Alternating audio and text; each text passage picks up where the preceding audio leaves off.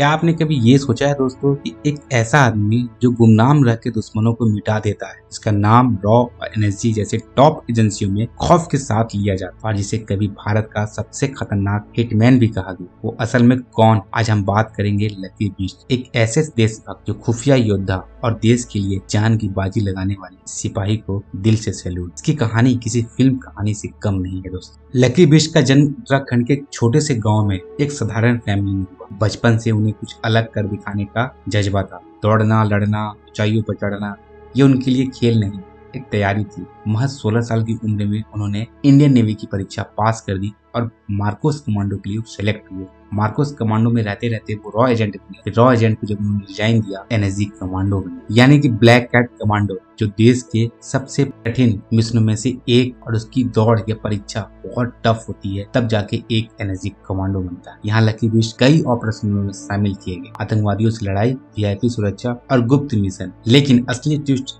जब आया जब वो रॉ के लिए सिलेक्ट हुई। अब वो एक ऐसे सिपाही बन चुके थे जो बिना पहचान, बिना यूनिफॉर्म के दुश्मनों के देश में जाकर मिशन पूरा कर। नेपाल, भूटान, पाकिस्तान, चीन, अन्य कई देशों में मिशन को गुप्त रख के उस मिशन को कामयाब करना। उन्होंने कई आतंकवादियों को बिना गोली चलाए खत्म कर दिया, सिर्फ प्लानिंग और दिमाग से। उन पर 11 बार जानलेवा हमला, लेकिन बार बार वो मौत को मात देते गए और फिर इंडिया वापस आए और उनका नाम इंडिया गोस्ट एजेंट में रखा गया। साल आता है 2011, जब लकी एक ऑपरेशन से लौटे तभी उन्हें के खिलाफ एक चौंकाने वाला केस दर्ज हुआ। उन पर हत्या का आरोप लगाया। जिस एजेंट ने देश के लिए इतना कुछ किया, जान तक जोखिम में डाली, लेकिन 2 बड़े गैंगस्टर को मारने के इनके ऊपर आरोप लग गया। उत्तराखंड के 2 बड़े गैंगस्टर,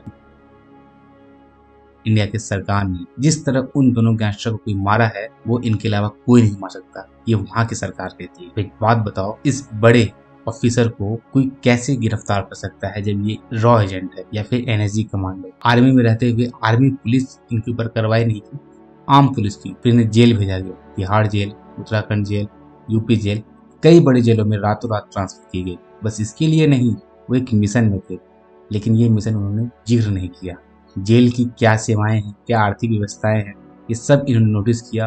ढंग से खाने का, गंदे गंदे सर्विस करने का, ये सब वहाँ की कैदियों को मिलता है। लेकिन 4 साल मुकदमा चला, फिर कोर्ट ने लकी बिस्ट को निर्दोष कर दिया। लेकिन तब तक वो सेना और रॉ की नौकरी छोड़ चुके थे। उनका दिल टूट गया, लेकिन आत्मा नहीं।